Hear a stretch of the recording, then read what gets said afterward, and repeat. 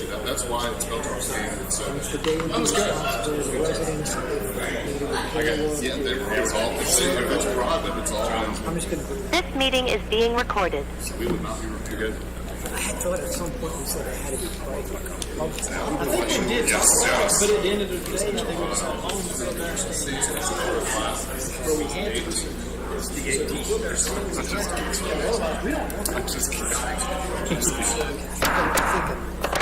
Good evening. Welcome to City Council on July 18, 2022. We'll call this meeting to order. Thanks for being here, live audience, and we also have Zoom and our City Council members as well as everyone else in the community. So first we'll go to the invocation and pledge allegiance. Councilmember Watt. Thank you. You are welcome to join us in prayer. Creator God, all things live and move and have their being in you. We praise you for the earth that sustains our life. Our demand for growth and an endless cycle of production and consumption are exhausting. The forests are cut, the topsoil erodes, and the storms intensify. You made us in your image with the power and responsibility to seek the good for all the earth's great web of life. Guide us and empower us to carry out our responsibilities and to exercise power to support all of your creation. May this prayer of mine be heard by you in your will. Amen. I pledge allegiance to the flag of the United States of America and to the republic for which it stands, one nation, under God, indivisible, with liberty and justice for all. Thank you very much. Our Mayor Pro Tem is out right now, so I will take over for public session. It's a 3-minute limit to come up. Please express anything from a public comment side of things that's not on the agenda. So this is your opportunity, and Stephen, you mentioned that if you are on Zoom to raise your hand, and so I want to make sure I can say that loud and clear. Please raise your hand if there's a comment from Zoom. So if anybody would like to speak, here's your opportunity. When you come up to the microphone, again, 3-minute limit, and please sign in. And I think, Beverly, you have it at the podium. Is that correct? Yes, ma'am. Thank you. Here's your opportunity.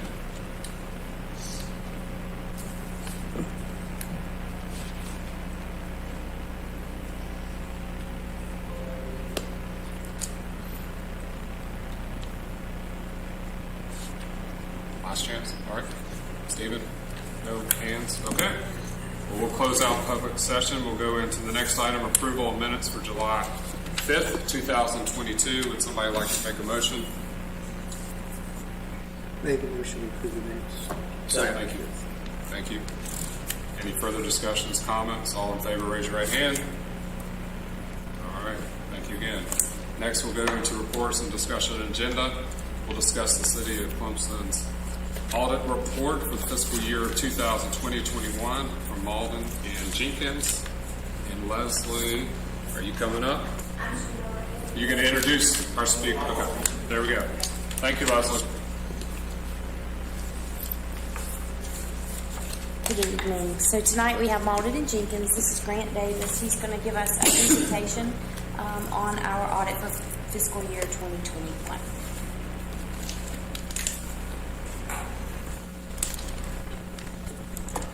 Well, thank you for having me tonight to go over the city's audit results. I prepared a PowerPoint, which I'm assuming is all on your screens and various places around here. I'm going to, for the most part, stay in that document, but I will mention at the beginning that we've issued 2 documents in connection with the audit. One is the great big thick one, which is the annual comprehensive financial report. Now, this used to be called the Comprehensive Financial or Annual Financial Report. So the acronym was CAFR. Now it's ACFR. So just so you're aware, this is the same document. It's just gone through a very slight name change. The second document that we've issued is what we call our auditor's discussion and analysis. It's about 30 pages long, and its purpose is really to communicate some things that we are required to communicate to you all as the governing authority of the city. I'll go through some of the highlights of that later on as we move through the PowerPoint, but I will bring that to your attention. In addition to those required communications, which we've memorialized in this document, we've got some information about who we are as a firm, We've got some information charts and a little bit of analysis on changes in the city's financial statements, financial highlights, so to speak, and then a look at some accounting standards that are on the horizon, some that will take place in the fiscal year that we're in now, some obviously more significant than others, and there's a little bit of a brief discussion about those and their anticipated impact. But with that, I'm going to jump into the presentation here and sort of start here on the second slide, maybe if everybody's following along. I jumped ahead and went ahead and did the purpose first. But we'll talk about who we are as a firm and go through some financial highlights. The next slide is just sort of a dashboard, and I'm not going to read all this to you all other than to say we audit about 600 governments across the Southeast. That includes about 150 cities. That's about 120,000 hours of service annually to governmental auditing. And again, that's really all I'm going to mention there. I don't want to give you a commercial. The following slide goes into our audit opinion. And the first thing to note really is the financial statements are the responsibility of the city. So the act for the document itself is the responsibility of the city. Our responsibility is to express an opinion on the financial statements. We have done that, and we conducted our audit in accordance with GAAP, which is generally accepted auditing standards, and GAS, the acronym there, which is government auditing standards, and we've issued a clean opinion, which you can see highlighted in blue there. The terminology is technically unmodified, and that's not glamorous language, but it's really the only acceptable result in a financial statement audit. So again, clean opinion issued in the document. The following slide, I referenced the management's discussion and analysis section. This is about 8 or 10 pages at the beginning of the document, and typically I would say if you were to read one portion of the document, and just for discussion's sake, 126 pages in the ACFR. If you were to read 10 pages other than our opinion, I would suggest that you read the management's discussion and analysis, because it provides a discussion and analysis of the balances, what changed, what went up, what went down, a look at the budget, a look at debt, a look at capital assets, a look at economic factors in the future, briefly to the future. So again, if you were to read one portion, that's what I would suggest you look at. The rest of it, especially the footnotes, only if you have insomnia, most likely. The following slide is a look at the city's, what we call the government-wide financial statements, or the statement of net position. And this is very simply just a balance sheet for the city as a whole. All of its funds rolled up into one statement, segregated in two columns, which is governmental activities. Those include things like the general fund and business-type activities. That's your water, your wastewater, stormwater, transit, all those types of things. So all that together, these financial highlights here, about $108 million in total assets. $20 million of that 108 is cash, and that includes restricted and unrestricted balances in that total. About $11 million in investments. About $3.4 million is what I have here in various types of receivables. Now, these are customer receivables, property tax receivables, amounts due from other governments or intergovernmental receivables. At the end of the year, those are all net of any associated allowance for uncollectible accounts. $70 million, or the largest portion of the city's assets, $70 million in capital assets. Those are things like infrastructure, buildings, vehicles. Those are reported also net of accumulated depreciation. And of course, you can see their total assets are up about $4.5 million from 2020. The following slide continues a look at the statement of net position, or again the balance sheet. $48 million in total liabilities. About 5.9 of that is current, or what's considered due within 1 year. So due within 12 months of the balance sheet date, which was June 30, 21. Of that 5.9, about 1.8 is representative of accounts payable. These are just trade payables. These are things due to vendors, suppliers, things like that. About 1.3 is associated with long-term debt, the portion of long-term debt that would come due and be payable, the principal portion of that, I should say. And then unearned revenue is about $900,000. $42 million, or the vast majority of the total liabilities, are long-term, or due within more than 1 year. And breaking that down a little bit beyond, about $22 million of that is financing, so that's bonds payable, state revolving loan, things like that. And I think I have a typo on the pension. Pension makes up about $20 million there. The 0.9 is a typo. So about $20 million of that 42 is the pension liability. associated with state retirement and police retirement. And overall, liabilities are up about $4.2 million from 2020, and about 3.6 of that 4.2 was new bonds issued in fiscal year 21. So if you recall from prior, we had assets up about 4.2 million, liabilities up about 4.2 million, so very flat in terms of the balance sheet. Last section, there's $60 million in net position, which is just another way to refer to equity. That's broken up into three categories. $48 million is representative of the net investment in capital assets, which is what it sounds like. It's capital assets minus any accumulated depreciation on those, further minus any outstanding debt that was issued to acquire those capital assets. So that is the composition of that balance. About $8.5 million is restricted for things like debt service or capital projects, various other things. And then about 3.7 is unrestricted net position. And equity or net position increased from 2020 by about $3.6 million or 6%. The following page looks at the general fund, which is usually what most people are interested in anyway. What has our general fund done? General fund reports assets of about $31 million, and the vast majority of that, $29 million, is represented as cash and investments. So very liquid assets. $21 million in liabilities. That's about $2 million in accounts payable, which we talked about a little bit before, and then $17 million to other funds. And basically, the general fund is essentially acting as the bank for all the other funds of the city. So the general fund is holding a good bit of cash, and it's showing a liability saying that it owes X to this fund and Y to this fund and Z to this fund. And those funds show a corresponding asset, and they're represented by that. $10 million in fund balance. That's up about $2 million from 2020. And if you look at the composition of your fund balance, about $9.3 million, or 91% of it, is unassigned. So not restricted, not committed, not non-spendable, but unassigned and essentially available for use. A good metric to look at, and we met a few minutes before the presentation here. The meeting started. I understand y'all just adopted a fund balance policy. 50% of expenditures, I think, is what it was. Well, this last bullet here will show you that if you take total fund balance of the general fund at about $10 million and divide that by the general fund's expenditures for 21, that gives you about 78.5% of general fund expenditures. So you've got a lot of fund balance relative to the expenditures that you're spending, and that's a very healthy place to be.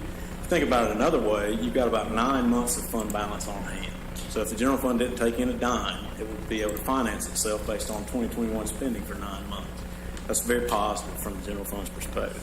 Not too many places can boast that kind of a fund balance figure. The following slide is just a look at revenues and expenditures of the general fund. About $14 million in revenues versus $13 million in expenditures, and you can see the fluctuations in parentheses there. And again, at the end of the day, the general fund had an increase in its fund balance or equity of almost $1.9 million. The following slide looks at the budget compared to actual figures, and this is also very positive. The general fund budgeted revenues of about $13.1 million and took in actual revenues of $14.2. So you got a positive revenue variance of about $1.1 million. The general fund budgeted expenditures of $13.5, only spent $13. So you've got another positive variance there. I think I got another typo. I'm sorry about that. Anyway, positive variances all around on the budget in terms of you took in more than you thought, you spent less than you thought. So from just looking at it from that perspective, very positive there. The following slide is a pie chart that just shows you the revenues by type, very broadly by type. Of course, property taxes are by far the largest compared to the others, but just something for your viewing pleasure there. Same concept on the following slide, general fund expenditures broken down by function, public safety being in purple, the largest portion, which is pretty typical for municipal government, followed by public works and general government there. The following slide shows us the general fund's inflows and outflows from 2016 to 2021. So blue is revenues, basically, so inflows, and red is outflows. So you can see 2021, and really every year with the exception of 2020, revenues or inflows have outpaced outflows there. Same concept on the following slide. This is the change in fund balance from 2016 to 2021. So 2021, in terms of just the increase in fund balance, the second highest since 2016. Again, and then the last slide, sort of to chart you to death here, is a look at, I think we got one, yeah, that one right there. This is expenditures versus fund balance. So expenditures are blue, fund balance is red. As those lines move together, your fund balance is closer to what you're spending. As they move farther apart, your spending is outpacing your fund balance. So you would generally see those lines move together, especially in light of the fund balance policy you just adopted, things like that. Just after that, the last few financial highlights, the business type funds. These are the water fund, the wastewater fund, transit, stormwater, sanitation, and parking deck. I lumped all of those together just for the sake of time. $64 million in assets versus $26 million in liabilities gives you $38 million in net position or equity, and that's about $2.3 million more than it was in 2020. Same thing on the following slide, revenues versus expenditures. So about $10 million in operating revenues versus 13.8 in operating expenses. You had a change in that position that was ultimately an increase of $2.3 million. There's some other elements that I didn't include here, again, just for the sake of time. But the last slide relative to the business type funds is cash flow. You can see operating cash flows negative $1.7 million. So that's net cash going out for operations. $5.5 million coming in for what we call non-capital items. A lot of that's these intergovernmental receipts for about 3.8, likely mostly associated with transit, and then transfers in of about $2 million, and then cash used for capital activities about 3.8. And the majority of that use of cash in those funds is the purchase of capital assets. So that's reinvestment in the infrastructure of the various systems, whether that's water or wastewater. Again, that's you have the cash coming in so that it can be used to finance the acquisition of capital assets and fund your infrastructure and things like that. And overall, a very slight increase in cash from 2020 at $32,000. One more chart, y'all. Here, just to look at the various business type funds. Blue again is revenues, red is expenses. So you can just kind of see where revenues exceed expenses for the various type. Water, wastewater, and transit are much larger than stormwater, sanitation, and parking, which is why they're so small on the chart there. Just following that, we've got a few, and we have several internal control items that we have noted in the annual comprehensive financial report. We had 8 restatements, and then one what we call significant deficiency in internal control relative to segregation of duties. That's honestly a pretty typical internal control item. It's difficult, especially in finance offices, to designate employees that have the cross training and don't have incompatible functions. What we're required to do is note any instances where the example that I gave earlier was, say you've got somebody working the utility window, they take in cash, they enter that cash into the system, they also take it to the bank. It's incompatible. They shouldn't be able to do all that at the same time. So it's certainly something to look at. May take could take a long time to alleviate, just depending on the funding of staff positions and things like that. But again, something that we wanted to note or are required to note to you all. Last few slides here are the required communications that we have as the independent auditors of the city that I mentioned before. The financial statements include significant judgments and estimates, which is typical. That's nothing out of the ordinary. We're independent of the city in conducting the audit, which is a requirement. I think next to the last one there, the next slide, we didn't have any difficulties in dealing with management in conducting the audit. We didn't have any disagreements with management. We didn't have any uncorrected misstatements.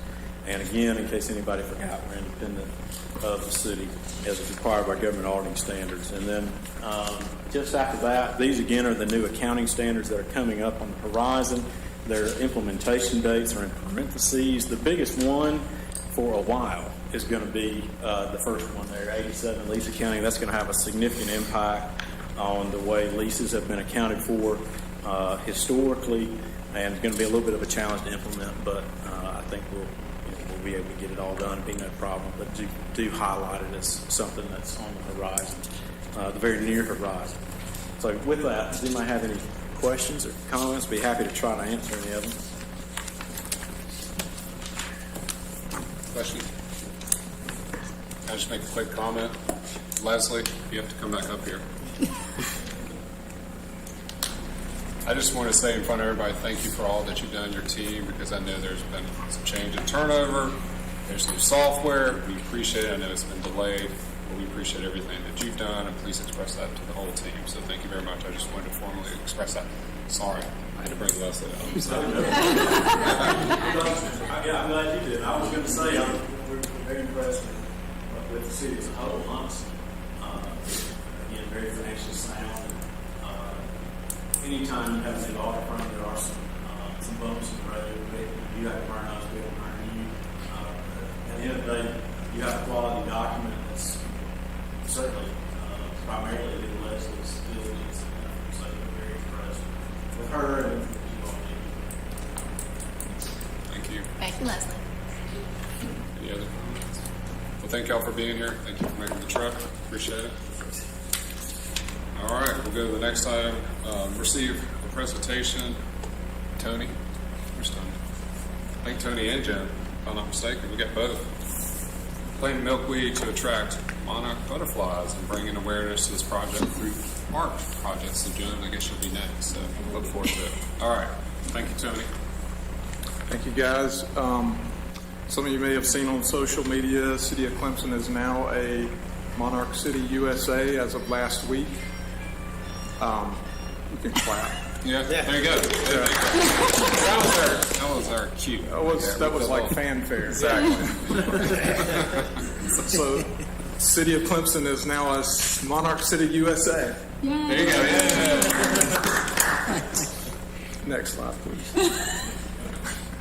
So this has 3 requirements. We have to plant at least 3 areas in the city with milkweed. This will aid the monarch butterfly on its... I don't mind. I'm a musician. I can work with it. This will aid the monarch butterfly in its migration through the city from the south to the north. We also need to draft a proclamation about the monarch. We chose the National Wildlife Federation's Mayor's Monarch Pledge, and we need to provide educational information to the public about the monarch butterfly. Next slide, please.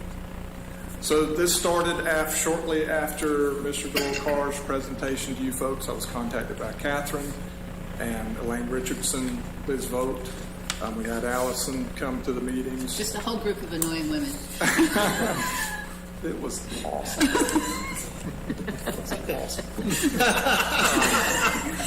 Is he serious? Is he sarcastic? Keep going. Tony's completely lost it now. Keep going. Let's get this back under control. No, we had a great time. Ruthie Miller from the Downs joined us. She wants to plant some pollinator plantings at the Downs out there. And Joan also joined us for a meeting to talk about some public art installations, and she'll tell you about that. So next slide.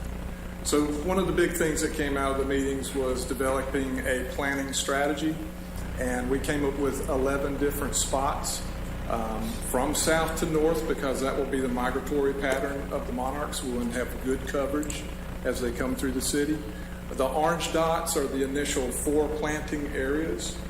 I added Shanklin Sam's because our park volunteer out there, John Hillinger, Pastor John Hillinger of the Lutheran Church, is working really hard in that park, and he's already started some milkweed there.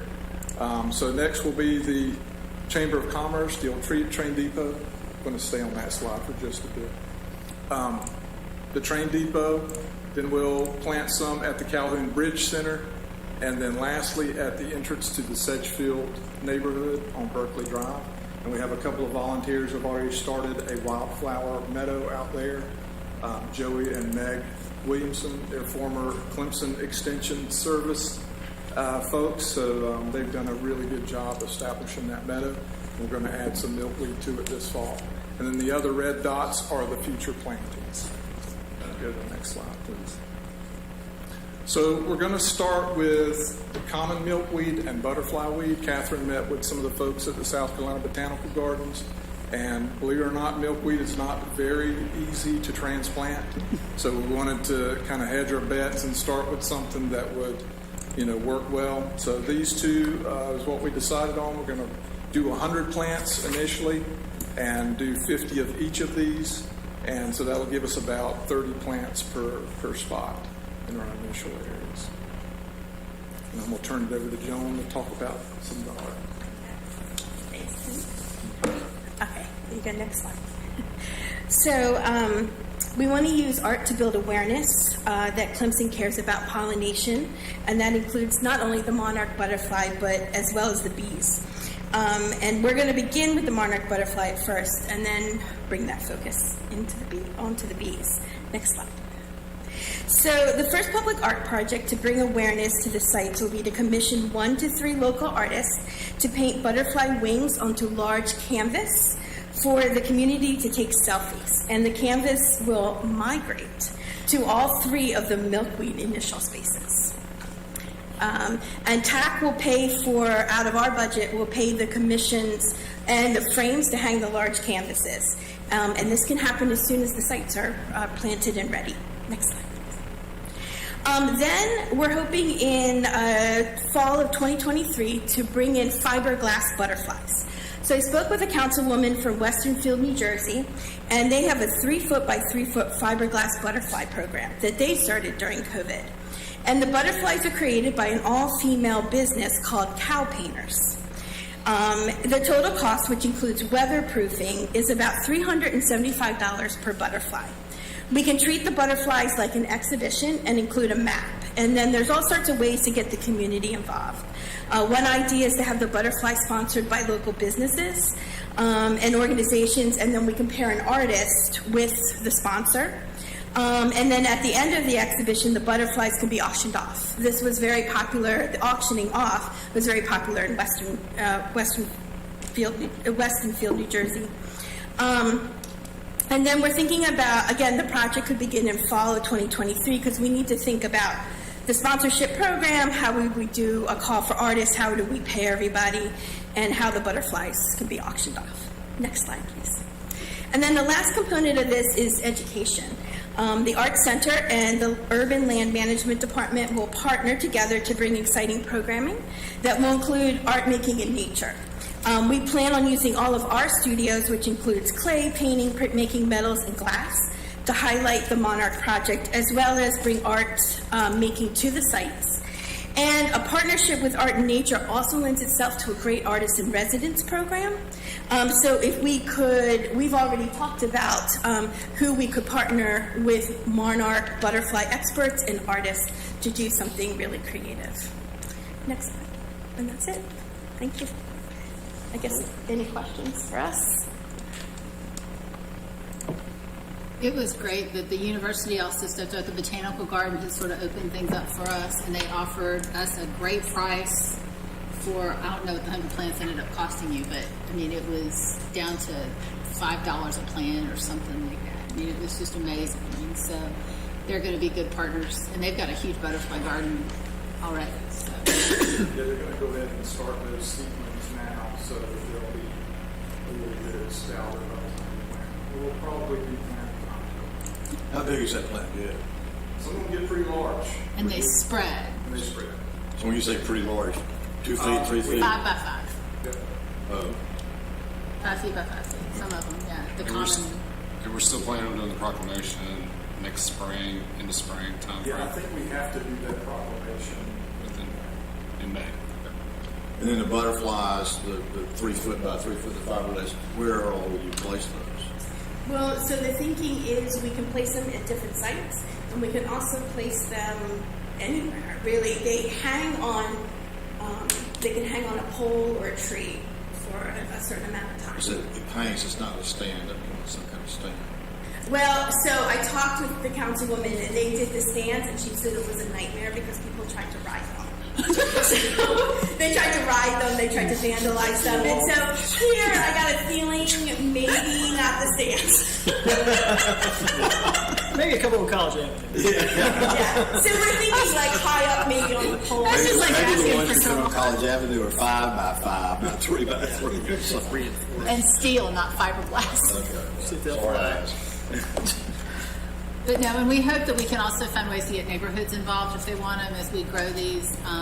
They're apparently easy to grow, but hard to transplant. So we're learning. We're learning. You've got a lot of volunteers already step up, you said, so that's good. In Sedgefield, Yeah, so that's good. we have the 3 volunteers, 3 main volunteers that we have already. That's great. Hopefully it'll be contagious, so that's cool. Thank y'all both. Unless there's other comments? Okay, cool. Thank you again. Next item is discussion of amendment to City Code Section 1834 to add a city fine for parking. It is metered parking spaces in the city parking deck between 4 a.m. and 7 a.m. Sunday through Saturday, 7 days a week. Chief. Mr. Mayor, council members, I was asked to bring this item to your attention. Currently, we don't allow overnight parking in the parking deck, and the penalty would be a tow. Otherwise, it would be a $10 fine for in the metered spots. And we're only talking about the metered spots. We're not talking about the reserved spots. Those are towed 24/7. So the issue it becomes is if someone decides to leave their vehicle overnight, then they take up that spot. Then during the day, when we start metering, they're taking up those spots. And so in a way to discourage that and not tow the vehicle, we wanted to come up with a fine amount that would still discourage overnight parking. And the reason why we're using the hours is it's hard to define overnight. And the start time at 4 would give the bar workers and or folks attending the bars time to get their vehicles out of the deck before they would be a violation. And then 7 o'clock early enough to make sure those vehicles have been cited before the vehicles that would normally come in and start being metered are metered. What's a tow cost these days? So when we tow a vehicle, I think it's in the neighborhood of $65. I thought it was 75. I thought this was definitely. Well, I'm saying that because we recently had one of our vehicles towed and it was 65. So that may I'm giving you a break. that may be the price they charge us for our vehicle. I'm just guessing. And currently, right now, I have an RFP out for that contract to be renegotiated, but it's around that. Inflation hadn't hit that because I got towed on multiple occasions as a college student, and it was $60 in '89 to '93. So you might have got a deal. Yeah. Is there when you're towed, do you get a ticket on top of it? Yes, but sometimes we waive that just depending on the circumstances. So $120 is in line with the same stick to discourage you from Total cost from being towed, yeah, maybe a little bit more depending on the circumstances. So have you looked at the time? 7 a.m. seems to me that it's late. When you go through the parking lot, there are not people coming over at 6:30, 7 o'clock, working out and anything. 7 a.m. to me, I'm on campus very often by 6:15, not in the parking garage. That just seems like that would be a time that some would be there, students who are there. Anyway, so have you gone through the parking garage and that 7 a.m. really is a time that would not be someone just getting there or within the last half an hour getting there? But if they've gotten there, they should be paying the meter. Yeah, we start paying the doing meter what they're at, supposed to be doing. Is it 8 a.m.? 8 a.m. is when we start paying the meter. What time? 8 a.m. is when they have to start paying the meter. So no one would be there at 6 just because they need to park there and go somewhere. I guess I'm concerned about people whether they're working or even just students parking and going to campus. 7 a.m. to me just doesn't seem exact. Well, if it's somebody going to campus, the time limit is 2 hours? 3 hours? No, the whole deck is full too. I mean, there would be some places. Spot. The ones that are getting there that early usually have reserved spots. They're not parking in the metered spots. So does this mean if someone shows up, this is arguing to the extreme, at 6:45 and leaves a car, they will have to pay this fine? Obviously, that patrol will go through the deck at 6 a.m. or 5:30. Okay. Those vehicles will be ticketed. They're not going to wait until 7 a.m. The ticket will already be on So if someone arrives at 6:45, they're not, I'm sorry, at 6:45. If it's a yellow VW, don't take it. But they would not be ticketed if they arrive at 6:45 or 6:30? Well, the intent is for overnight parking. We have cameras in there. If someone contested the ticket, we would know that they showed up at 6:45, and then we would. Yeah, the intent is for overnight parking. The reason why we put the hours in there is because how do you define overnight parking? When does that start? When does it end? And so we came up with the 4 a.m. because we've heard from businesses downtown, not only do their workers work past 3, but there may be some patrons still down there that are past 3. But we wanted to give them enough time to get down there and get their cars out of there before they would face a violation. And we use 7 a.m. If you want to move it to 8 a.m., we can move it to 8 a.m. I know your argument is to move it earlier than that. I don't really see people, and now I'm not down there all the time, so I can't testify to all of it, but I don't really see people getting that early, down there that early to use the metered side of the lot. It's usually the people that have reserved spots that start getting down there early and coming in. And we can generally tell if it's a car that just parked there, or if a car was parked there overnight.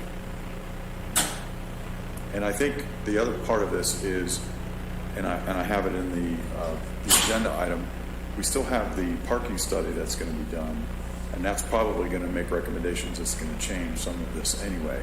So the design and how we manage the parking deck with potential arms and those types of things will change how we manage this. For instance, I reached out to Greenville and to Columbia and how they handle overnight parking. Some allow it, and some they just charge you a fee upon exit while they have infrastructure in place that you have to pay in order to get out, otherwise the arm will go up. So the way they're managing the garage allows for a lower amount and still creates the revenue. So again, 7 a.m., I would prefer 6 a.m. Would that ruin the whole plan, make it 6 rather than 7? I don't know if it would ruin the plan. I think it would be a challenge to get staff down there and ticket them. That would be the only hurdle that I could see, because our parking attendant doesn't come in until 8, and so it's going to be our overnight officers that are going to have to go through it and take it. So it just depends on whether they're free enough to get through there or not. And currently there's like a handful of that this would affect, but as the dynamics of downtown changes, that's going to be We're going to have test. to address this again, probably based on what you just said, and I was already thinking that once the hotel opens and other things, we're going to be looking at this a lot. And so I guess this is kind of like a kickoff, and it could change in 180 days easily. But I mean, you also, if you're overnight officers doing this, you say It's going to be overnight officers. If I have you're no riding other around, staff. there's nothing going on. Go ride through the parking deck starting at 4 o'clock and put tickets on cars that are in there. And if someone just happened to be there between 6 and 7 o'clock, again, you can go to the cameras, and if they say, "Yeah, I came in there at 6:15." In reality, my overnight officers, their shift ends at 7. So the closer we get to 7, the less likely it is going to be they're going to be in the deck parking, issuing tickets. And my day shift guys come in at 7. The likelihood of them going straight to the parking to get to issue tickets are not very likely. So I think maybe I say this in reverse from what you just said. So I wouldn't want them to come in at 7. I would want people to know if they park there at 6:30 or 6 o'clock, frankly. There is no jeopardy of getting a ticket at all, that's the allowable time frame. And it doesn't sound like that's going to change much anyway, because I heard you right, 6 to 7 is not going to be the time that the police are going to be driving through there to look. So to me, We're not set on the time. The only thing that I'm more concerned about is the start time of 4 a.m. because that will allow for folks that are down there working or whatever to be able to go get their cars and get out of there before they are in jeopardy of being fined. The latter part of it, if you want to move it, I don't think Should we say 6:45? I don't want to split here, Fran, but I mean, we're really well, I mean, pressing this thing. if the intent is for people not to park there overnight, I'm understanding that is the real intent. I would think 6 o'clock would still allow that reason for being to occur. I don't know why 6 would be different in terms of the stated goal, right, which is to keep people out of there overnight, than 7 o'clock would be. So compromise to 6. I would only do 6 to 8, so that way if somebody's had too much to drink, they're not even trying to come get their vehicle until 6. I mean, if you want to be realistic about it, I mean, I would look in favor of keeping the person off the street and have my start time backed up a lot later. Well, then maybe you can get your ticket waived on the camera when they see you passed out in the car. I mean, 6 a.m. if you really want to start looking at it from that angle, though, I mean, if you want them out before people come to work, but you want to maybe protect somebody who shouldn't be driving, I would go the other way with it. If they're passed out in their car, they get a public drunk ticket, so. So the way the ordinance currently reads That's right, is it's no one is allowed to be in the deck from 3 a.m. to 6 a.m. 7 days a week. That's the current, and you are towed. You're towed from the deck 3 a.m. 6 a.m. 7 days a week. So this is pushing it back an hour to accommodate for the employees at the downtown bars that do. Actually, they don't get done until 3:30 or 4 on some nights. And if you don't bump it up to 7, that's just, that window is too small to call that overnight parking. So it's just a shift in hours to accommodate those that are legitimately down there until 4:30. It takes away the towing, which is a hassle, and if you do leave your car because you've had too much to drink, and you come back to get it, not only do you have a ticket, but it's been towed, and the towing is over $100. It's still got teeth in it. It's still going to deter you from leaving your car there overnight, but at least your vehicle's still going to be there when you come back to pick it up, unless you're parked in reserve parking. Reserve parking is going to be towed immediately, always, because those spaces have to be open at 7 a.m. And Fred, going through there at all times of the morning, the parking deck's probably the last place you're going to look, because there are plenty of spaces on the street. Like, it is wide open. Very available on College Avenue. And I mean, very that's 6:30, throughout the year. so. Yeah, throughout the year. So the person coming in at 6 o'clock is probably not going to the They're parking going to deck. deck. Park on College Avenue. And I agree with you. Anyway, that's the thought behind it, if that makes more sense, that it has to be at least a 3-hour chunk of time to have a designated, you don't need to be in here, or that's considered overnight. Unless we got other comments, we'll wrap it up. Thank you, Lindsay. Thank you, Chief. Appreciate the discussion. Next, go into staff reports. Andy, Ally. Few dates for you. Last week, Dr. Scott Beyer gave a great presentation to the Economic Development Advisory Committee, gave a good economic outlook. It's on YouTube if y'all want to go back and see that. On the 21st, this Thursday, Tracy and I are going to be meeting with our insurance broker to start getting ready for our package to present for open enrollment at 4 p.m. this Thursday at Little John Community Center. GPADS is going to be having an on-site meeting for the 2045 plan. That's an opportunity for the public to come and express their traffic concerns. On the 25th at noon is your Cadera workshop, which is the Packwood Milliken project. And then on the 28th at 10 a.m., we're having our DOT quarterly meeting. So let us know if you guys received any requests from the public, if you have anything you want us to ask them to put on the agenda. What's again on the 24th? We have a hearing. I have nothing on the 24th. 25th. No, I thought The you said something. 25th is a... No, I got that one. I thought there was something else we were talking about at Little John. Oh, that is the DOT. That is their 21st. GPADS. That's on the 21st at 4 p.m. Okay, that's GPAD. Okay. That's the GPADS meeting. This Thursday. That's all I have, Mr. Mayor. Okay. Yes. So, give me us an update on the tethering business. Are we ever going to consider that? Where is that in the process right now? The last time I heard on that, we were still gathering public input. And we're trying to get with every members of all members of the community. also get back in front of the police advisory committee. So, and they need not to get back in front of them. Chief's shaking his head. Okay, clarify that, please. We had a meeting with community members. They gave recommended changes. The recommended changes have been put in, and we're going back before that group soon to review, make sure what their concerns were encapsulated and what the changes are, and then they'll come back before you once they look it over. So when do you see that happen? It depends on when that next meeting is, which that date has not been set yet. So There's a lot of Is that the people police traveling. advisory or the community the meeting? community meeting. This is the one. But there were a lot of people traveling. I think you're probably looking at mid-August or something. Right, I See got that. No, but the community meeting, the only suggestion I made, the one we had at Cam was not particularly well attended. I don't know where it needs to be, but we need to try to put it somewhere where we can get some attendance. I was working with Councilmember Smith on that, and I'm waiting for a date to come back for that meeting to present it and then move forward. Okay. Sooner the better. Thanks, Chief.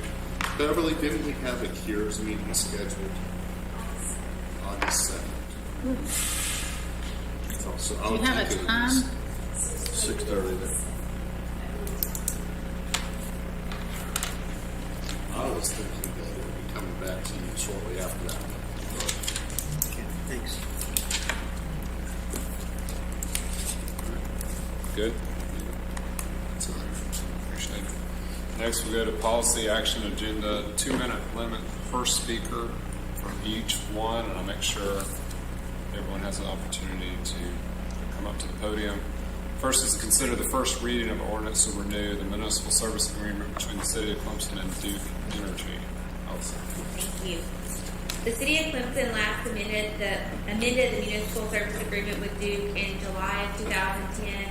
At this time, the city went from 4.5 to 5% franchise fee. This agreement is up for renewal now. It is attached to the agenda. Currently, the 5% franchise fee generates approximately $750,000 in annual revenue. If the city would like to increase that 6%, it would generate approximately $150,000 in additional revenue. Now, I do have a representative from Duke here to answer any questions that you might have. Questions, comments? Oh, Emily, absolutely. Good evening, Council, Mr. Mayor. Thank you for having me here this evening. I'm Emily Roberts. I'm Government and Community Relations Manager for Duke Energy in Pickens, Anderson, Oconee, and Abbeville counties. This evening, you are discussing the renewal of the municipal service agreement, more commonly referred to as the franchise agreement. Basically, that is a process by which Duke Energy collects a percentage of every utility bill of a person who lives or a customer that lives in the city and returns that to the city. Duke does not keep any of that money. It is simply a pass-through and is shown on the bill under the taxes as a line item. So if you're looking for it on your bill to find out what your municipal fee is, you can find it that way. As I said, that's done on a quarterly basis. The agreement is for 10 years, but if you should want to make a change or increase or decrease the franchise fee at any time, all you would have to do is let us know and pass an ordinance to do that. Let's see, you're now at 5%. We do have one municipality in our area that I'm aware of that has gone to 6%. However, the Municipal Association and Duke Energy Legal Counsel advises us that it's probably not a good idea to go to 6%, but you know that there may be some repercussions as far as pushback from other entities. Let's see, and Allie did a great job of saying how much revenue you accrued from that. So what questions do you have that I can answer? So I haven't gotten a good answer yet on why the recommendation to not go from 5 to 6% when it clearly says that you can go up to 6%. What is the why there? Because the Municipal Association, with some information that they've received, is that it's there's a Supreme Court case, but it was only a challenge up to, when someone went from a 3% to a 5%, but they said that's reasonable. So the city won that case in that case. So what's the pushback? What are the entities that will Agreed. push back So I on do that think, when it's we within did- the scope of what you're allowed to do?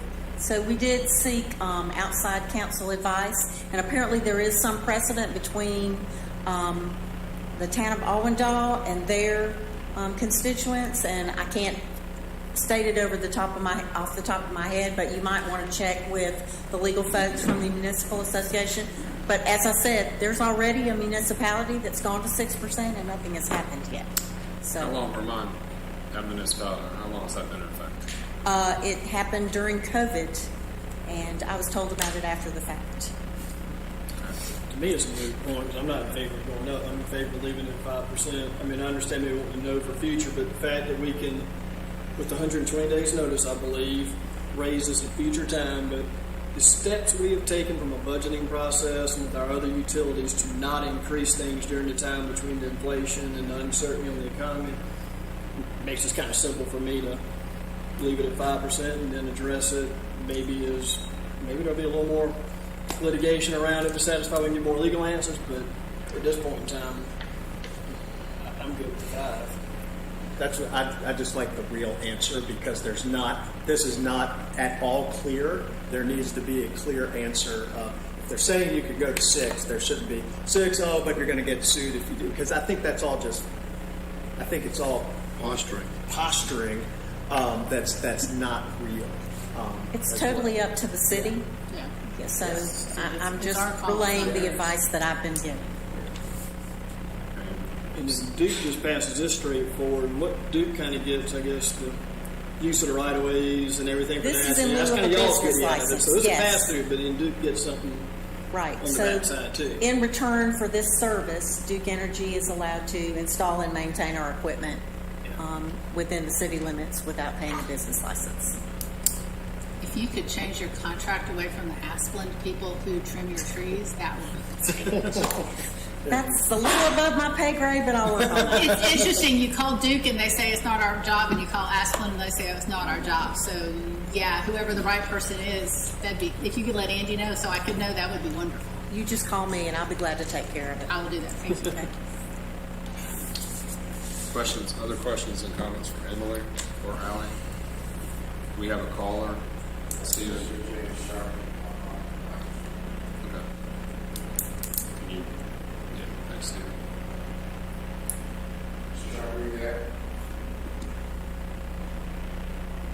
Hi, James Sharkey. Can you hear me? Yes. Okay. Just a quick question. Resident, not very familiar with this fee, but does it state that it has to be a percentage fee? Is there some leeway where the city could charge maybe in addition, a setup fee for residents setting up service?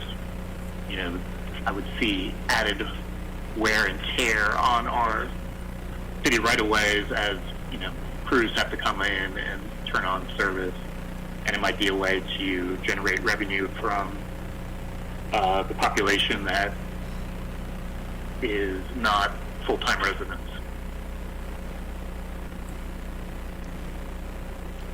Did you hear that, Emily? Yeah, I can address that if she. yeah, please do. Okay. What the courts have said is that under the state constitution, that this is a franchise fee, and it has to be made with a rate that is comparable to franchise fees charged by other municipalities, and it has to be implemented by a franchise agreement between the parties and an ordinance by the municipalities. So, in other words, state law, both case law and statutory law, requires it be set out this way, and they've set out the factors to address that. The Allendale case that you were talking about, and I think what Mr. Brookover was addressing was really that the considerations that the courts have made of this type of fee is they looked at specific fees that were charged without an agreement between the utility and the towns. And the towns just came up with a fee and tried to force it onto the municipalities, but they were still upheld as being reasonable under the state constitution. So when the municipal association says, oh, 5% is legal, they're taking the most conservative approach to that by saying, we know from this case law that 5% was reasonable. But I don't think you're in the same situation. I mean, you're not in a situation where you're trying to force something onto Duke Energy. You can tell how old I am. Sorry about that. You're not trying to force something onto the utility. The utility is in agreement with it. And I think those cases, although they are safe to rely on in those situations where a municipality is forcing a fee outside of an agreement onto the municipality. And also, the municipality cannot use a fee to try to drive out that utility in favor of another utility. So if you want to drive off Duke Energy, I guess we'll be cooking over open fires or something right now. But, I mean, I don't think that's the intent at all. So that's how the case law works. But the statutes and the case law set out specific elements that have to be met in order to impose the fee. And unfortunately, and Mr. Sharkey has a good question. I don't know why it started out that way, but it's usually done. It's almost universally done, even outside the state, in terms of a rate or percentage rate. Going from 5 to 6, there's no legal danger there if we chose to do that. I think you're in a different situation than those two, the Allendale case and the other one was, it was a Berkeley case, but the two main cases, you're in a different situation because, number one, you're doing this via agreement. If Duke was pushing back and saying, no, we don't think that's reasonable.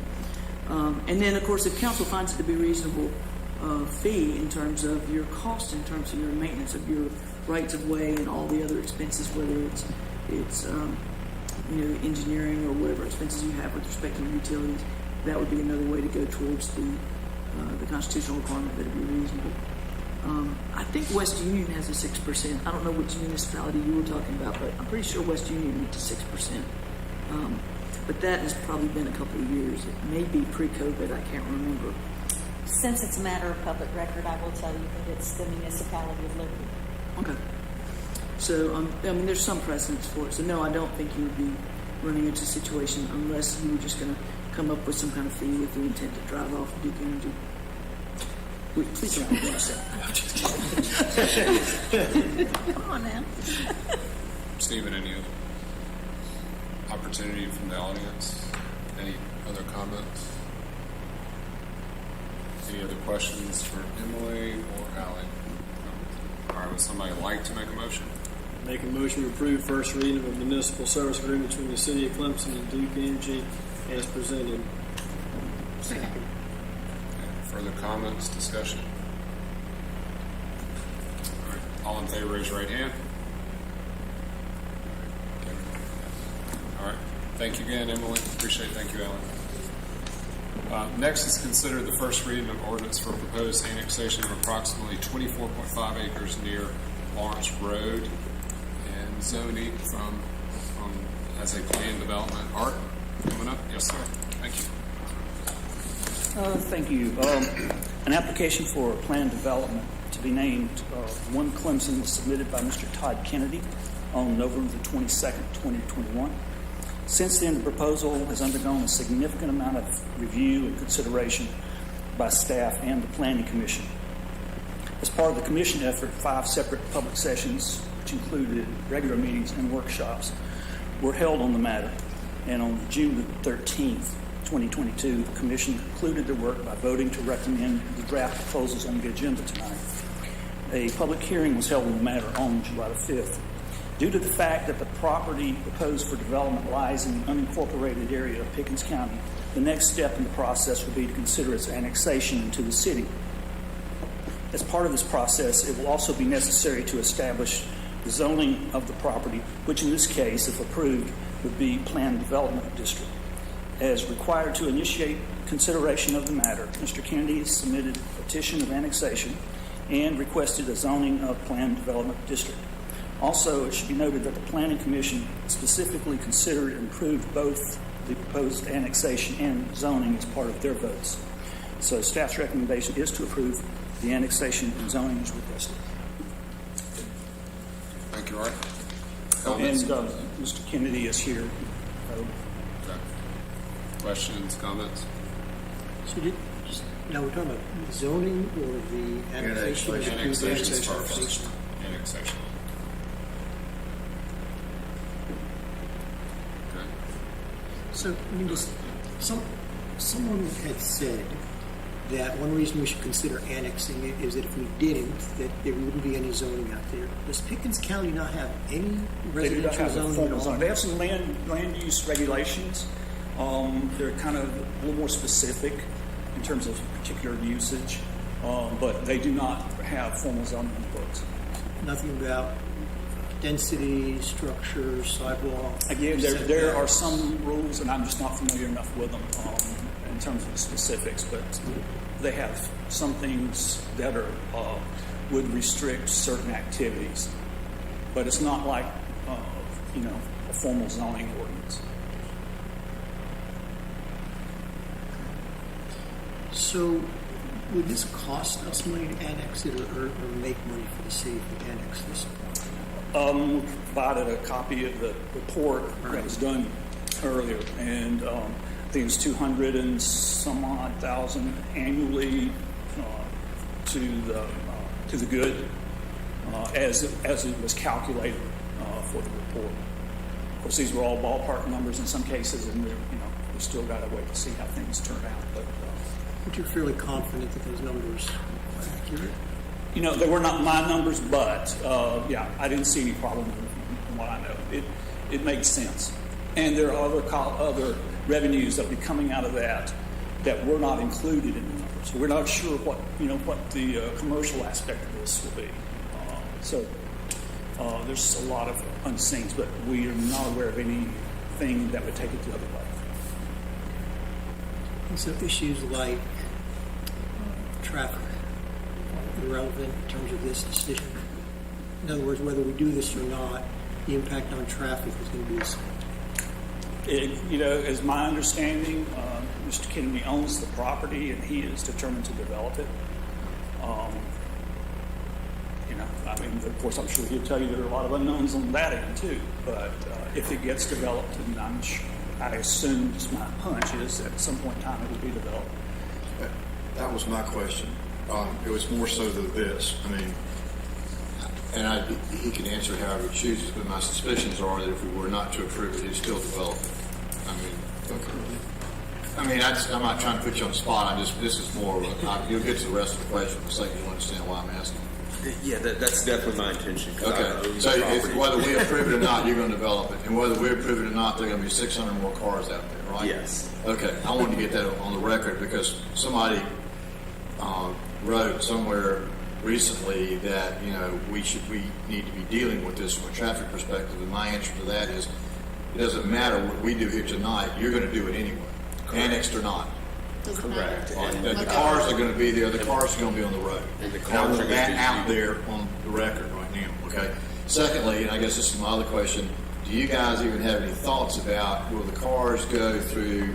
And I know this is probably the right way to refer to it, to where the AGR house is and out on 133, or will they go around and come out over by the basically where the cat bus is? What are you guys thinking on that?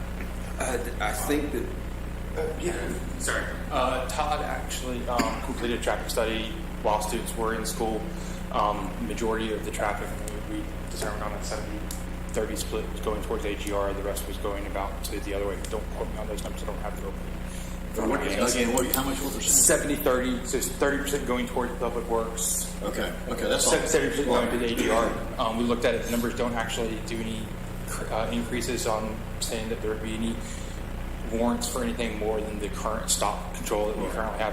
There may be in the future, depending on where future development happens. And I think we do have a really good baseline report on this. So it kind of helps us look at future development. It's kind of like sewer. A road's really good until it's at capacity, and then when it gets to capacity, it kind of drops. The plan that he provided doesn't actually drop the level of service on either road, so Old Central or Clemson Street. And so he has provided these numbers to us. We've looked at them.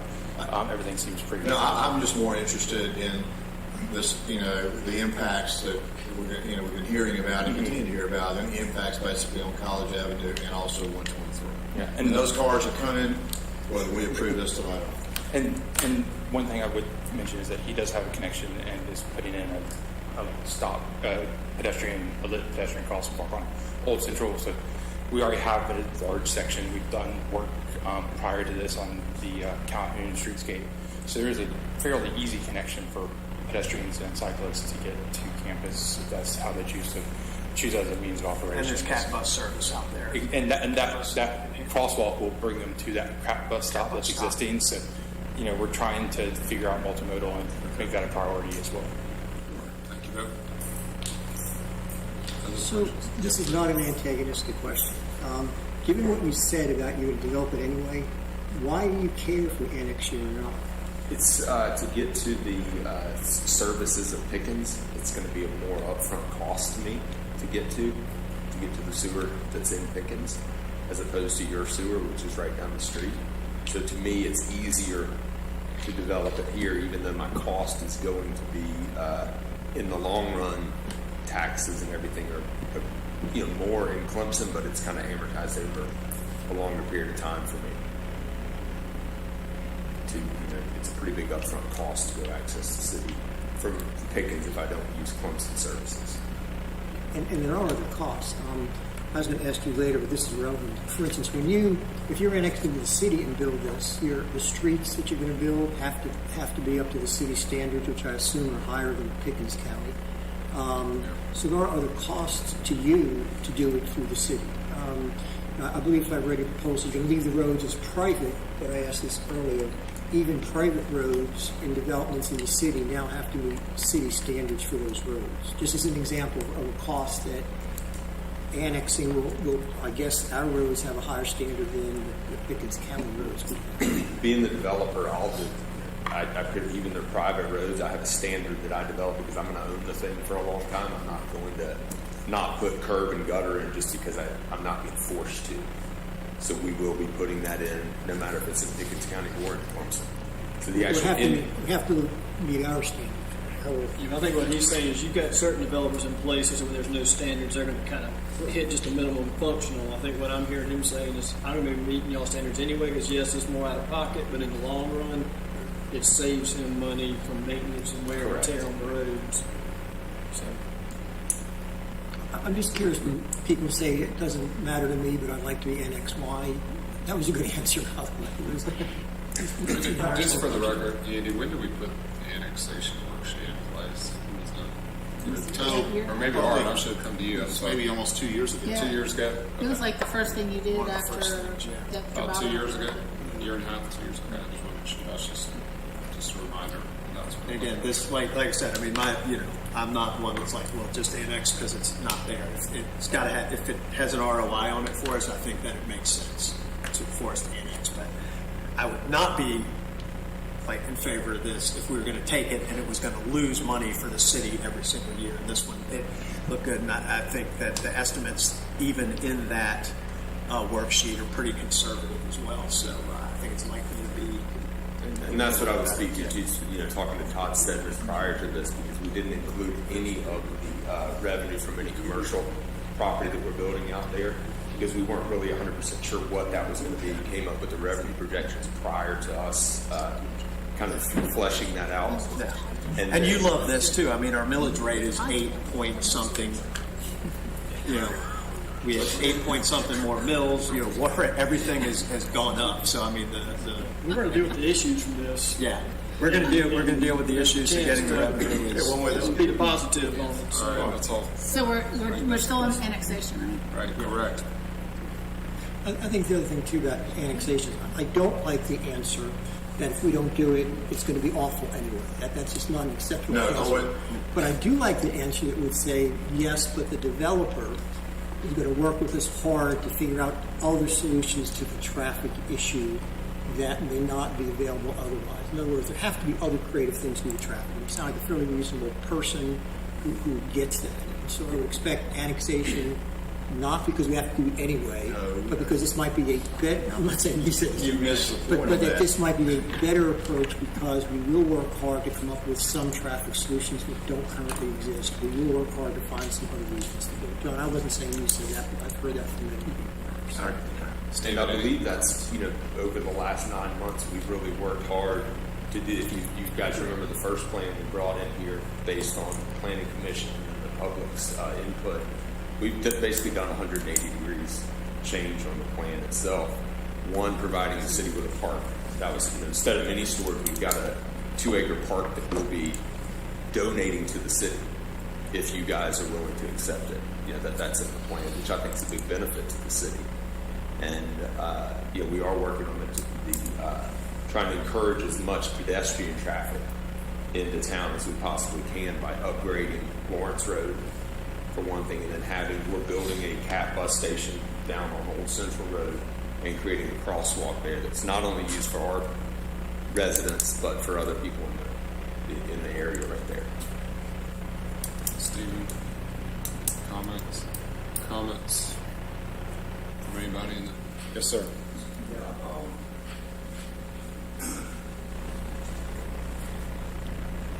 My name is Tom Platt, and I live on Clemson Street, and I own property on Clemson Street within the city, and also own property on Lawrence Road out of the city limits. And I'm not necessarily against this thing at all. It could be great if it's done right, and it sounds like they've listened to some of our previous meetings and they're trying to work with the city. But I would like to see the city really move ahead and take the lead on some of these things. Policing, we have at least half the houses on Clemson Street are paying taxes, yet you still have cars running at 45 miles an hour. It's a 25 mile an hour zone. We have no speed bumps. Also on Clemson Street, you have a causeway with the lake on both sides of you. And that causeway is crumbling. So that needs to be, when you have 100 construction vehicles coming through there every day, that's something to consider too. So, I'm saying the city really needs to stand up and lead on these things. It sounds like the developer wants to do the right thing. That's it. Thank you. We appreciate it. Thank you.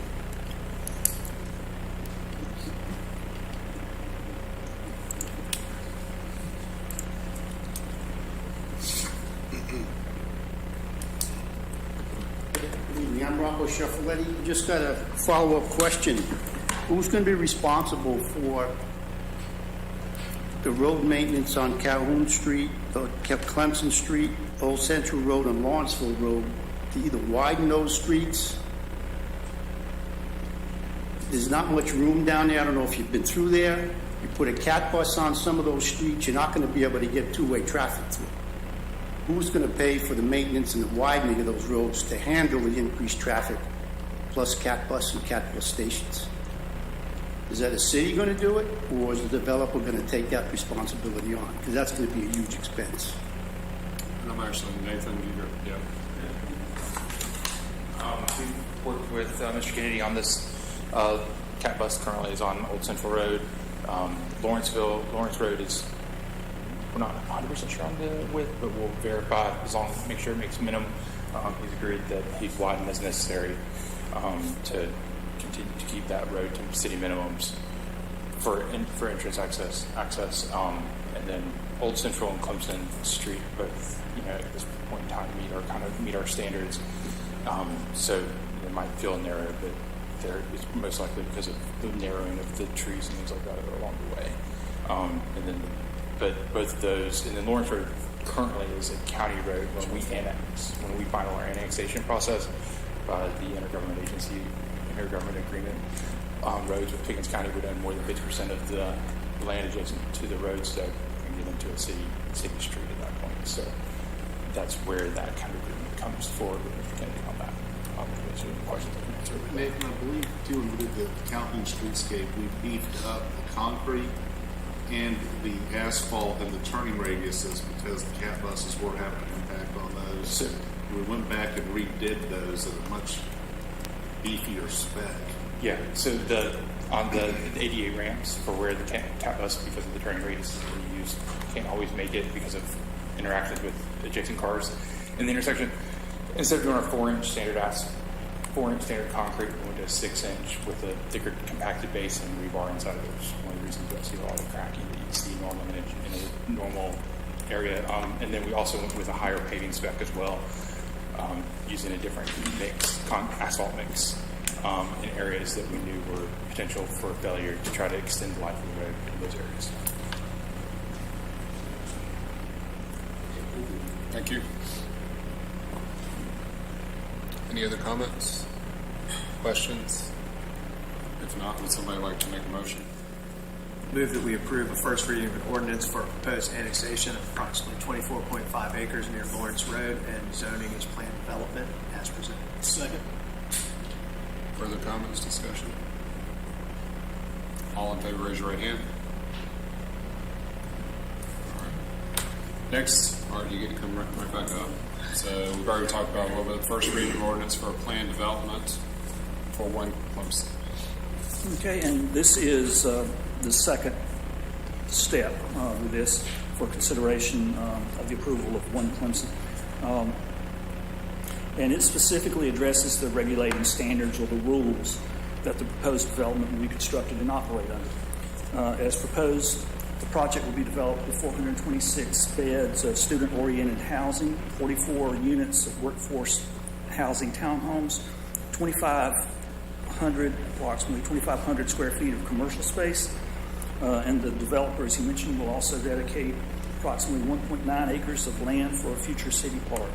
Additionally, the proposal includes the construction of a segment of multi-use bicycle pedestrian pathway and a pedestrian bridge, the installation of a bus shelter and signalized pedestrian crosswalk on Old Central Road, a 10-foot wide sidewalk along the frontage of the project on Lawrence Road, and the improvement of Lawrence Road from Clemson Street to Old Central Road. And as noted earlier this evening, on June the 13th, the Planning Commission voted to approve the proposal as drafted, and staff's recommendation is to approve the draft as presented. Thank you, Art. Questions for Art? Yes, go ahead. I have a question about any semblance of green space left. I know there's 1.9 acres for a park. I assume other than that it's going to be clear cut. You're not leaving anything standing? Because we have so much frontage on the lake itself, there's a buffer between the core line. We can't touch any of that, so there'll be a approximately 30-foot buffer. I think it's up to 50 with the core. 50 And along the road? On the road, the majority of that, I don't know if you've been by there, but the majority of it was in pasture that's got very young pine trees in it. And I think the biggest concern with Lawrence Road itself is there hasn't been any maintenance of the trees that are right along Lawrence Road. So there's some really big pine trees right on the edge, and that's where our 10-foot multimodal trail is going through. Then I apologize. I just the drawing didn't seem to leave any of that, and that's what I couldn't determine. The drawing looked just like the majority of what will be left is going to be along the lake, and then we're replanting. I think we've got a 35%. Somewhere in there, canopy cover. No, planned canopy cover. Yes, Planned canopy cover. There are trees throughout the thing. Yes, it is not canopy cover until the tree grows. Right. You're looking 20 There's years. not a whole lot of, if you go out there, there's not a whole lot of quality trees on that site. I would say it's like approaching. There's some at the back. That's where. But what I'm saying is you're losing. What I like to see and what I want to see is more tree, not just from you, is tree protection along the border of the property, because that's what people like to have in the property. Yeah. So the borders we've got. If you consider Lawrence Road, I've already explained why there's really not much can be saved there. So really, our only border is you got the lake, Lawrence Road. There's a little tiny sliver by Towel. There's the house back, yeah. That's there, and then some pine trees that are along a ridge behind the houses beside us. There's maybe 8 or 10 houses that adjoin us on that side. And so there's going to be that border, that tree border between your development. There'll be I'm not exactly sure how the grading plan will work out there, but that's down on the lower corner by Old Central is where we've got to put our path to get our pedestrians that ties onto this multimodal trail that we're doing. So a lot of that stuff, because of grade changes, a lot of those trees will be taken down. Because I'm just thinking, as always, that when you have neighbors coming in behind you, the last thing you want to see is just their driveway and their windows. So Yeah, and if you can look at a grading plan, our property is significantly higher than the stuff around it. So we're almost on different tiers than the adjacent property. That's the part that wasn't clear to me. Okay, I Yeah, appreciate we're it. a lot higher, especially on that side of the non-Clemson Street side.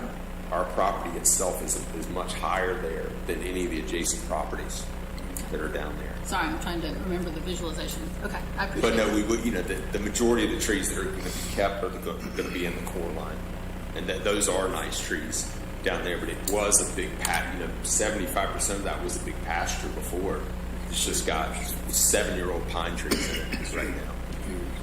I wanted to ask about the road paving again, just for a second. You see, there's one, even right in there, you can tell it. While he's looking at that, on the tree canopy, the 25% minimum coverage matures, does that include the core trees? Or No, it's not? we That's can't. so that's just purely. That's purely on our part, and that doesn't even include what we're leaving on the park spot. 25%. But I think it's actually 30. It's just written as a minimum of 25%. Yeah, I think we're up to 33 or so. I think there's a little bit of discussion between the engineer of like what trees we need to use as credit for, because Clemson doesn't actually have a. I'm a worst caser, so when I say the minimum is 25, I have to go to that. All right, hold on. Let me bring John and Catherine back here. Sorry. That's all right. So, John, you got a question? Yeah, I just wanted to ask, you actually brought it up a second ago about the annexation. So your egress, ingress into this development is all going to be on Lawrence Road? Correct. So Except for the pedestrian part. Right, that comes out by Creekside. Is that Creek? Across the street. Across the street from Creekside. In other words, Yeah, exactly. Right, Yes. so that'll be where that comes out there. Genoa Club. A second ago, though, I think you said something about Lawrence Road, because I think the gentleman wanted to maybe ask about that road. So, are you going to improve all of Lawrence Road along? Correct. You're going to widen that whole road from all the way out to 133? From our agreement, I'll let Nathan speak to that. What our agreement. What way we look at it is if a new development comes in, to have egress, ingress along an existing road. If the existing road does not meet city standards, they need to bring that road up to city standards so that it's a safe passage for new vehicles coming in and off. We don't require it for, if you're keying into a road such as Old Central, Clemson Street, but Lawrence Road would have to be brought up to standards so that new cars, that additional traffic load, would be safe travel both ways. We have a minimum width that's located within our city ordinance, and that's what we follow for. But Lawrence Road right now is a county road, correct? And once annexation takes place, it will become a city road. Correct. But you're going to widen this road and bring it up to standards, what you're saying. Correct. I currently own probably 75% of it.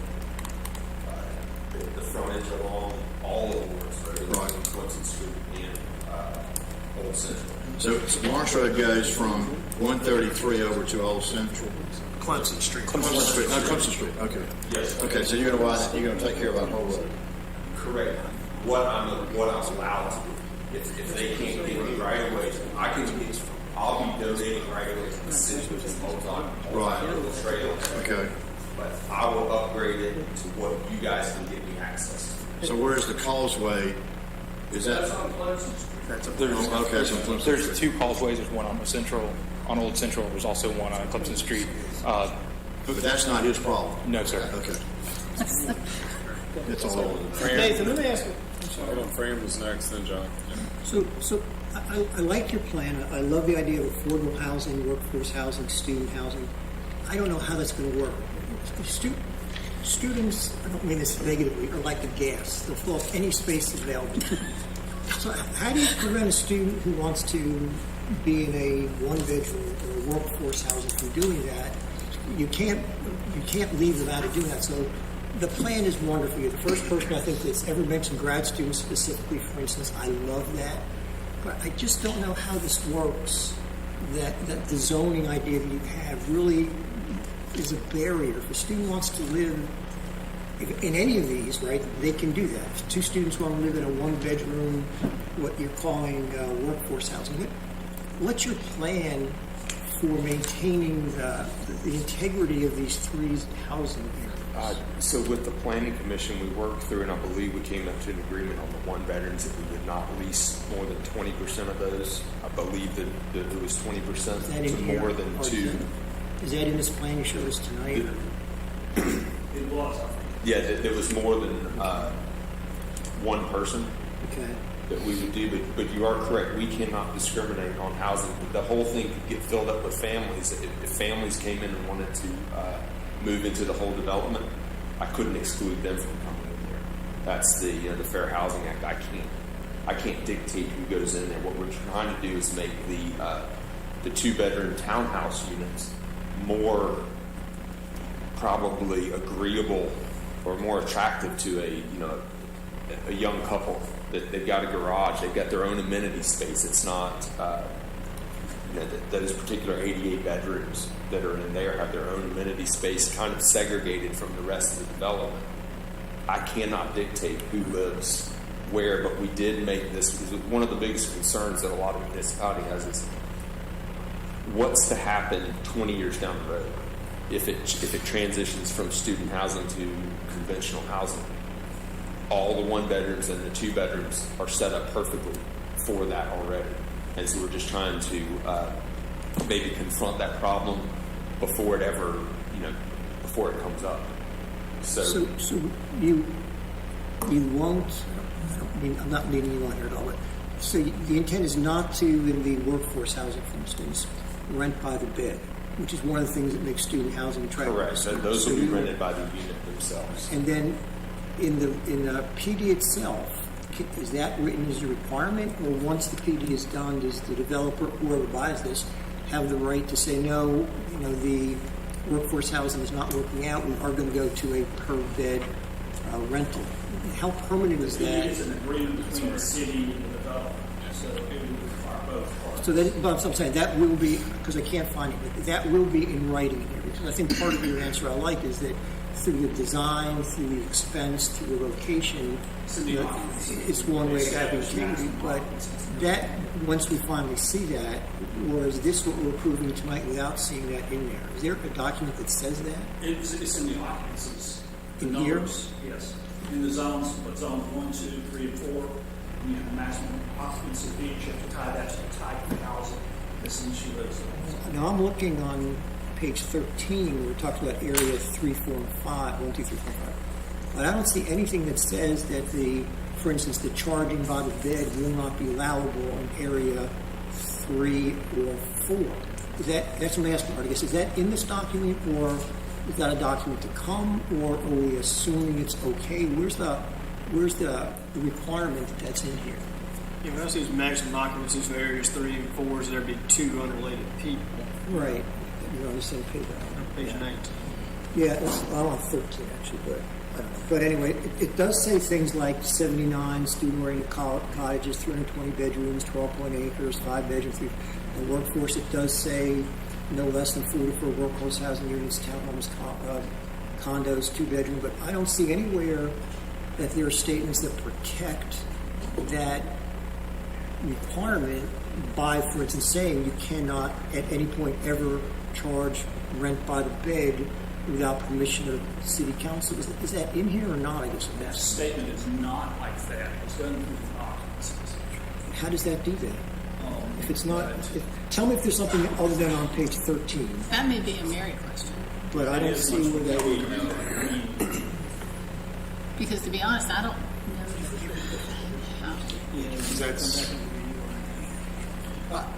I've got one quick question on the workforce housing condos. Those are 2-bedroom, right? Correct. Are they 2-2s, 2-bedroom, 2 bath? 2 bedrooms, 2.5 baths with the garage. Okay. And then, of course, the ones are 1 bedroom, 1 bathroom. Right, okay. Yeah, they're not really set up for two. No, I know. The point, I guess, is those, the 1-bedrooms could be, could all be students for that matter. I was thinking pay the rent. Correct. But the workforce could be students as well. It could be, and a 3 or 4 bedroom could be a workforce housing too. Well, let me ask you this: have you established your rents yet? No, we did, because of cost. We have no earthly. We're not talking opening for 2 more years. Okay. So what John's trying to find it from it. I can't see it, and I'm uncomfortable with that because they said your plan is fantastic, but every plan, once the first punch is thrown, sort of the plan changes. And I would hate this to turn into a plan that the final product is student housing. And I guess the only way I can see preventing that is through design cost limits on what, frankly, limits on Renting by the unit. whatever. Renting by the unit instead of There have to by be the some words that allow you to do what you want, but to me, protect the integrity if it doesn't come out looking like this. And that might just be the PD comes back to City Council if A, B, and C can't be met, and we revisit. I'm just uncomfortable on it. I love the possibility. I fear the potential. But again, if you do area 3 and 4 by the unit, right, I think at least you have the potential to protect it. You've done everything that you can at that Right. point. It's still not, I mean, And there was again- no rental by the bed. Rental by the bed is a relatively new thing. Correct. I mean, there was no rental by the bed 20 years ago. Yeah, 30 So, years ago, we 30 had to rent it by the. Yeah. I had a 2-bedroom townhouse, and me and my buddy split the rent. Yeah. And somebody was signing the lease Yes. and taking the deal. Right. So I mean, it's still. I mean, it's you do what you can do if we can even do that. Again, that's a very question. I know that's something that we've talked about. Right. But at that point, if we could do that, I think we've done everything we possibly can to, as closely as we can, ensure that they, are going to But be. we've had discussion, we've all been in discussions about what student-oriented housing actually looks like, the dimensions of student-oriented housing. I guess what I'm asking for is there a way to write into this that, at least for area 3 and 4, that the units don't include those dimensions. And again, that's pricing, that's separate bathrooms for each student. I just would hate this great idea, workforce housing, graduate student housing, to not work because we didn't plan it into the document. And I assume you're going to keep owning this. Some of that can change, Fran. Like when I was out of college and had a roommate, we wanted our own bedroom and own bathrooms and stuff too. So I mean, I understand professionals that, but- want the same. But I don't think, Fran, I don't think let's just use area 3. Right. If you rent it by the unit, that's all you can do, because if you say it can't be student housing, then you're discriminating. There's just no way you can get around it. No, yeah, and John, we would never say that. But what I'm saying is, this was like what David Alice and David. Someone was talking about the components of what student housing included. And so you wouldn't say not student housing, but I think you would say components, the design. But I think what he's doing is already that. So it's not, I don't have the measurements of the design yet, but it's not bedrooms and then a small living room and a small kitchen. It is what we all, most of us, rented when we were graduate students. When this is first reading, I'm comfortable moving this forward, and if there's some questions, fleshing it out, because we can have two. I do have one separate question on a different topic within this. So just If I we may- got other questions. back on the roads, and this is just a functionality thing, because my impression, and I may have this all in my mind, but we're annexing the property. We have county, state, and city roads all within the city, so us taking a county road, I mean, at some point, does the county become involved in this? I mean, I'm sure they want to give us the road. Everybody wants to give away roads. So I guess this is why I was asking Nathan, why I was calling you Nathan, just to say, well, we keep saying that we're taking the road from the county. There's another step in here, correct? No, that It's is not? that is a instant transfer based off of the intergovernmental agreement based on roads and the policy of roads. I have to look at it. Okay, so we don't have to go back and do anything There's a separate? document that says that basically the municipality that has within its borders 50% or more of the road is the owner maintainer of the road. It was agreed on in 2019, I believe. I just know in the past we've had them come before. Yeah, so that's a. Like I said, no one's going to hold you up giving a road. No, There's no way we can annex it and then have the county still take care of it. Yeah. In this regard, if I can just speak to these regulations with student housing, it's the bed, bath parity, the exact size. That really pertains to 3, 4, 5 bedroom units.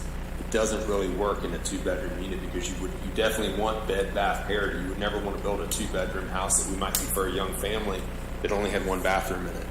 So that's what a lot of the municipalities that I work in, they do have those that they're trying to get away from student housing. They do have regulation where you can't have Bed Bath parity in it, but that works for larger units, and that's why we design these as being kind of traditional townhomes with garages, so they're more suitable, not your traditional student housing, not purpose-built student housing. So even though I do agree with some municipalities when they say that, I just don't think it pertains to this property because we're considering our 1-bedrooms and our 2-bedroom units being our non-traditional student housing. So I think by the design itself, we've already limited our we're not building student housing for that. Because very rarely would you ever see 1 or 2 bedrooms in a student housing development because they're just not economical. Stephen, any comments? Any other comments? I have one other. This is one before. So the Parks Department is okay with the land dedicated to parks. We had that issue on a different request. So Jay and his people are good on this. Yes, because of the actual plans to come, so at that time. No other comments. Would somebody like to make a motion? Make a motion, we approve first reading of PUD 034-21 Lawrence Road, proposed 1 Clemson plan of development as presented. Second. Easy The way you said that. Any further comments, discussion? Not to keep kicking this before we vote, though. Yes, sir. Could you, before the second reading, try to come up with some design, cost, or other things that would maybe expand on what you just said a few minutes ago in terms of ways to protect these 3 types of housing? As long as it's legal. Yeah. They're ruining the whole plan. That's the problem. You can write a lot of these, it all sounds good, but then someone's like, oh, you can be sued. Yeah, I agree. It's like remember last time you heard that fella asked you, how do you make sure this is workforce housing? But anyway, But you refer to other municipalities you work with. Right, If they just to have see something that maybe, I don't know, but just some of the other municipalities you worked with, and you reference of changing the dynamics from student housing. They've done it in the design of the units themselves. We've done plan developments. This unit has to look like this. And the non-Bed Bath area would go 5 bedrooms, 3 bathrooms. So again, it doesn't really change what we designed before our non-student housing. So I think we designed it to stay away from. So there really doesn't need to be that discussion. So it's the design itself. Okay. All right. Any other comments? Discussion? All in favor, raise your right hand. Okay. Thank you very much. The next will be an agreement, and I just asked John to take over for me just for this item. Andy and Beverly. Yeah, that's what John will say. Let's adjourn. I think that. Just for everybody's benefit, GMC, I do have one of the principals I've worked with from my other role within commercial banking. I'll wait. If you can, take the discussion. Yeah, if you can take it out, there you go. So John's going to take over because I have worked with one of the principals at GMC, and through my commercial banking role, I just feel like it's the best to recuse myself. I'm probably being overly cautious, but I'm going to turn it over to John. Will you let me know when y'all finish the discussion? Come knock and bring you back in. Well, maybe you won't. You said to skip the rest of the agenda and adjourn. Yeah, that's up to you. Statements on file, Beverly and Andy. There you go. All right. Well, we have on here to consider agreement between the City of Clemson and GMC for design services of wastewater and stormwater for the ARPA infrastructure project in the amount of $583,000 with additional services that should not exceed $111,080. And Nathan, looks like you're going to lead us through this one. Yeah, John, I think you kind of nailed it on the head. We've worked with GMC to kind of come up with a broad spectrum agreement.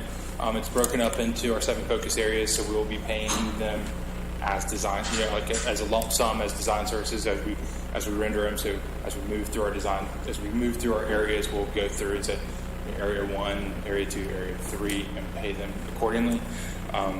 We've worked with them. We've kind of discussed with them our plans. We'll kind of more detail that after this agreement is signed, going through in our kickoff meetings and things like that.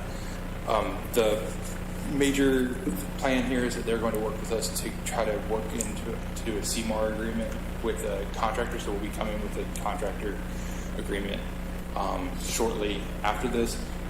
The advantage of we have at CMAR is that right now we're in a 6 to 9 month delay on materials acquisition.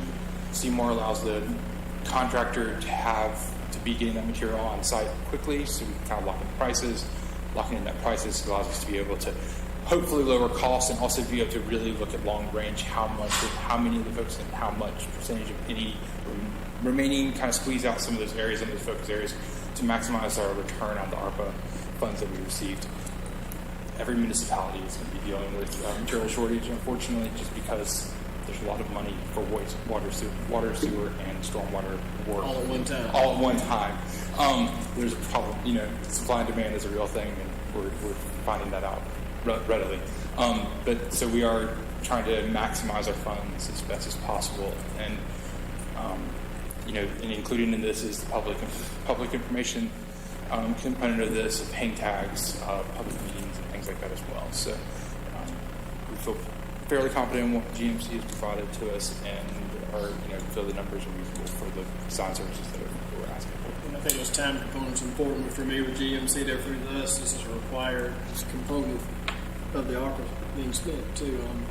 Bob, is the end of that supposed to be with additional services that should not exceed or to not exceed?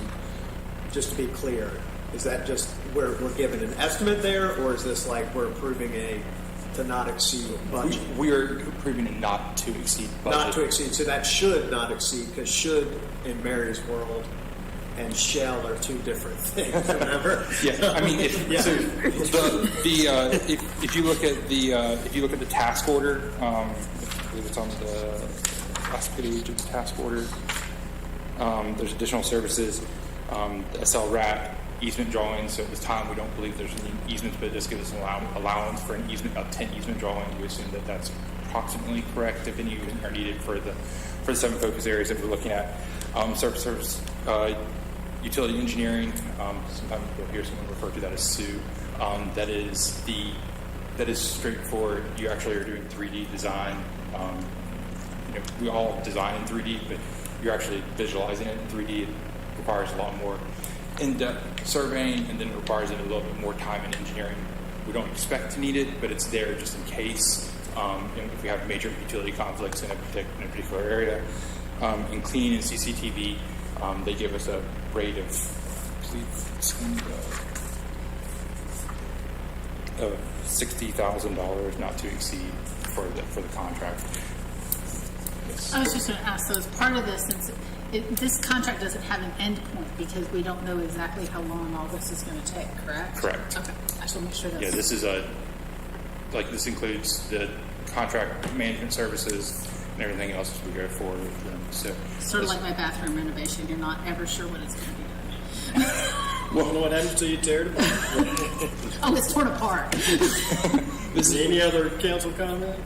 Just because I know all we asked, how did you select those 7 neighborhoods to do this? We looked at a combination of 3 different things: age of the infrastructure that's existing within the neighborhoods, recent projects capital projects that we've already done in those neighborhoods that could limit the amount, and then also kind of the third factor below on that was also quality of the roads. In our last road survey that was done in 2020, kind of looked at them as a holistic approach, saying here's an area where if we replace the water, we can pave because we replaced the sewer 2 years ago, or we replaced the water 4 or 5 years ago, but if we replace the sewer, we can pave that whole neighborhood.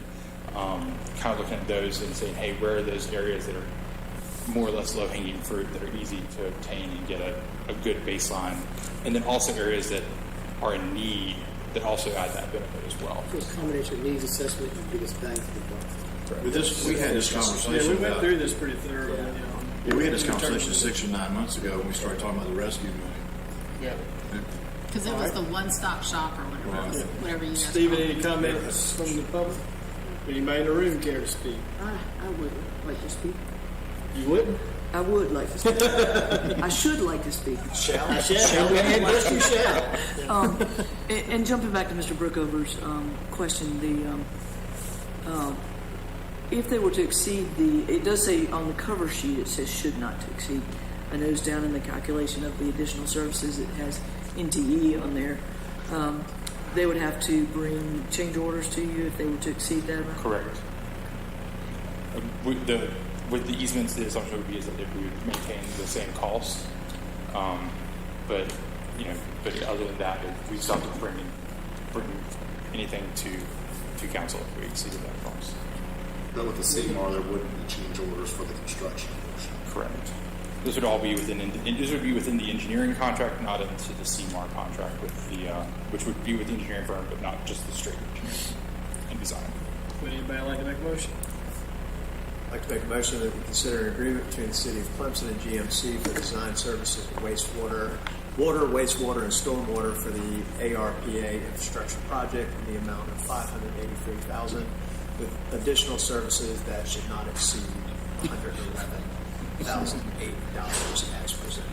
Second. All right, we have a motion and a second. Any comments? All in favor, raise your right hand. There is no one opposed. Motion passes. Now we'll go get the mayor. Thank you all. I wasn't thought asked for adjournment. I was going to say, I thought that's where you were headed. We'll play by the rules. We didn't adjourn. You have control. We voted you out of office. Thank you, John. We should have done that and left. You could have just left. I get it. So thanks. So we're next. Other policy items. Consider a 3,000 match with the town of Central for assistance funding the Central Clemson Junior Boys 13 and under baseball team's trip to Louisiana for the Dixie Boys World Series. Jay, thank you for going through this whole meeting. We appreciate your patience. No problem. Yes, sir. Yep. The 13U boys won the state championship last weekend. We'll travel to Monroe, Louisiana, Thursday. And last year, we gave each families money to help defray their cost. Because the state tournament, we do not help at all. So Central stepped up and they've already written us a check for $3,000, and I would like for y'all to approve a matching amount so we can give these families some help in travel. Questions, comments for Jay?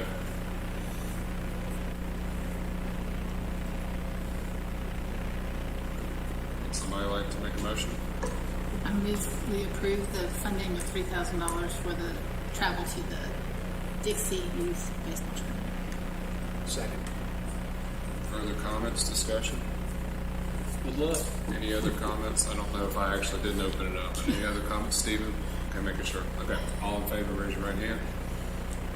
All right, thank you very much. I love how you guys travel to the hottest places Thank y'all. possible for these things.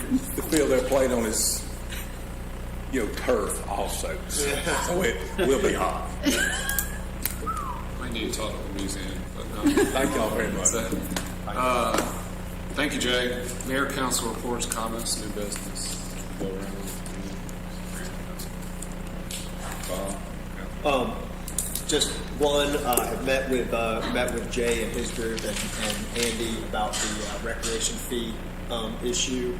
Jay did a pretty good job of getting information back pretty quickly with the additional things that we talked about. A couple of just highlights as continue to go down this road with fees. Number one, in the program as far as individuals, we have somewhere 550 Clemson resident kids in that program, and that's mostly in that 4 to 5 to 13-year-old age group. There's 400 and something Central kids in the program, 100 and something Pendleton kids, and then a smattering of others. They did the initial, and this was not capital cost, but it costs us about $157 per participant to run those programs. So what our current rate is 60 for in-town people and 75 for out of town. It's 90, isn't it? We're thinking about moving to 90 for out of town. It's not there yet. But we're subsidizing our in-town kids by, 80, 90 bucks per kid. We're subsidizing out-of-town kids by at least 67, and probably right now I think it's more like 90-something dollars. I think that's something that we need to continue to think about, and we need to address and decide what our philosophy is on cost recovery and those kind of things. Because best as it can tell as well, we've got probably somewhere between 1,700 to 1,900 kids in that age group, so we're missing out on a bunch of them. What are we doing for those other kids outside of this athletic program, which I was great, and you all know me. Tomorrow, if we could do it tomorrow, I would vote to increase millage and give it away for free to the kids in town.